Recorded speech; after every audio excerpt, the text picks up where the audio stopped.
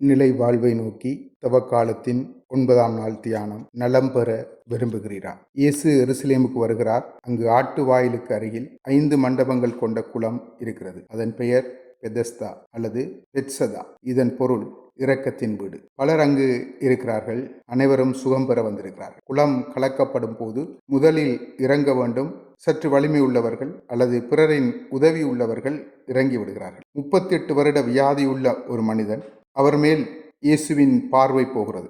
மிக நீண்ட நாட்களாக இவர் வியாதியுடன் இருக்கிறார் என்பதை அறிகின்ற போது இயேசு இரக்கம் கொண்டார். இயேசு அவரிடம் நலம் பெற விரும்புகிறீரா என கேட்டார். திருமறையில் இப்படியான பல கேள்விகள் உண்டு. நான் என்ன செய்ய வேண்டும் என விரும்புகிறீர்கள் என கேட்பார். நாங்கள் சுகம் பெற விரும்புகிறோம் என பதில் கொடுப்பார்கள். ஆனால் இந்த மனிதனின் பதில் வித்தியாசமாக உள்ளது. நலம் பெற விரும்புகிறீரா என்றவுடன், ஐயா, தண்ணீர் கலங்கும் போது என்னை குளத்தில் இறக்கிவிட ஆள் இல்லை.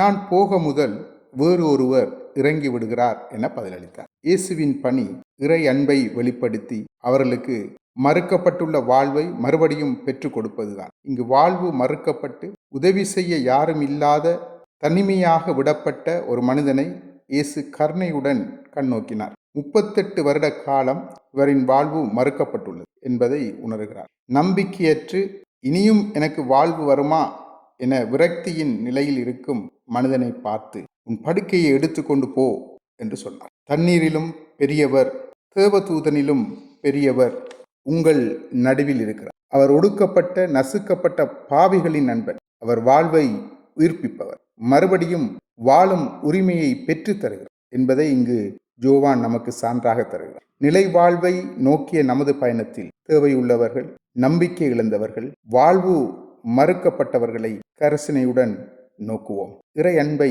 வெளிப்படுத்துவோம். வாழ்வு மலரட்டும். ஆண்டவர் நம்மை ஆசீர்வதிப்பார். ஆமென்.